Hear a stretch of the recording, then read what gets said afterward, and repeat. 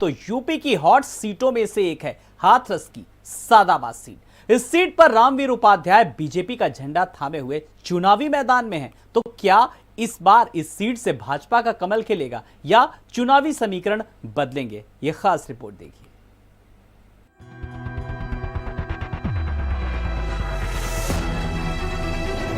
UP विधानसभा चुनाव 2022 के तीसरे चरण की बात करें तो यूपी की हॉट सीटों में से एक है हाथरस की सादाबाद सीट। इस सीट पर हाथरस ही नहीं बल्कि उत्तर प्रदेश की जनता की भी नजर लगी हुई है। दरअसल लोकसभा चुनाव के बाद से रामवीर उपाध्याय बीएसपी से निलंबित चल रहे और वो बीजेपी का झंडा थामे हुए हैं। रामवीर उपाध्याय की पत्नी बीजेपी से ही हाथरस जिला पंचायत के अध्यक्ष बनी। बेटा सहित अन्य 3 छोटे भाई भी बीजेपी का दामन थाम चुके हैं। विधानसभा चुनाव 2022 में भाजपा ने जिले की हॉट सीट सादाबाद सीट से चुनाव मैदान पर रामवीर उपाध्याय को अपना प्रत्याशी उतारा है। रामवीर उपाध्याय की पॉलिटिकल हिस्ट्री की बात करें तो रामवीर उपाध्याय 25 साल से विधायक है। 15 साल लगातार हाथरस सीट से जीते। जब ये सीट सुरक्षित हुई तो रामवीर उपाध्याय सिकंदराराव आ गए। 2012 सिकंदराराव सीट से जीत दर्ज की। रामवीर उपाध्याय 2017 में सीट बदलकर सादाबाद आ गए। 2017 में बसपा से चुनाव लड़े और जीत हासिल की। वर्तमान में वो यहीं से विधायक है। हाथरस में सादाबाद अकेली सीट थी जहां 2017 में बीजेपी जीत नहीं पाई थी। 2017 के विधानसभा चुनाव में जाट बाहुल इलाका होने के बावजूद भी रालोद पार्टी का जादू नहीं चला।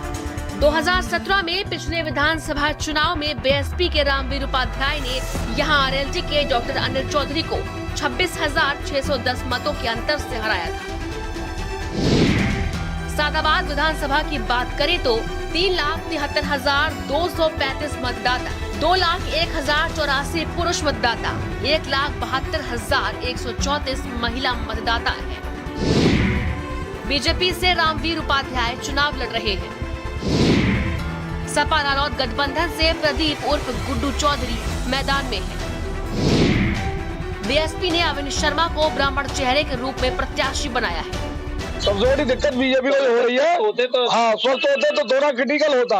अब तो वन साइड है, कोई दिक्कत ही नहीं है क्योंकि सर्व समाज का वोट लोकदल को मिल रहा है इस चुनाव में। रामवीर उपाध्याय जब तक बसपा में रहे तब तक हाथरस में बसपा की लड़ाई बहुत मजबूत रही, लेकिन उनके पार्टी छोड़ते ही बसपा कमजोर मानी जा रही है। जानकारों की माने तो सादाबाद में बसपा के टिकट पर अविन शर्मा मैदान में है, लेकिन वो अपने प्रतिद्वंदियों को कड़ी टक्कर नहीं दे पा रहे।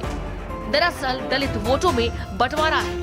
अति दलित मतदाता बीजेपी के साथ बताए जा रहे हैं, इसीलिए मुख्य लड़ाई रामवीर और रालोद सपा गठबंधन के प्रदीप चौधरी के बीच सिमटती दिखाई दे रही है। रिपोर्ट भारत समाचार। हम खड़े हुए हाथरस के सादाबाद विधानसभा क्षेत्र में। यहाँ पर उत्तर प्रदेश का एक बड़ा मुकाबला होने जा रहा है, जहाँ पर रामवीर उपाध्याय जो कई विभागों के मंत्री रहे हैं और 4-5 बार विधायक भी रहे हैं। पिछली बार रामवीर उपाध्याय ने यहाँ से जीत दर्ज की थी, लेकिन रामवीर उपाध्याय उस समय बसपा में थे तो दलित वोट था, ब्राह्मण वोट, साथ ही साथ तमाम वोट रामवीर उपाध्याय के पास थे। तो उन्होंने आरएलडी के अनिल चौधरी को 26,000 वोटों से हराया था। आरएलडी के अनिल चौधरी के लगभग 65,000 वोट आए थे और रामवीर उपाध्याय के लगभग 52,000 वोट आए थे। 26,000 से रामवीर उपाध्याय चुनाव जीते थे।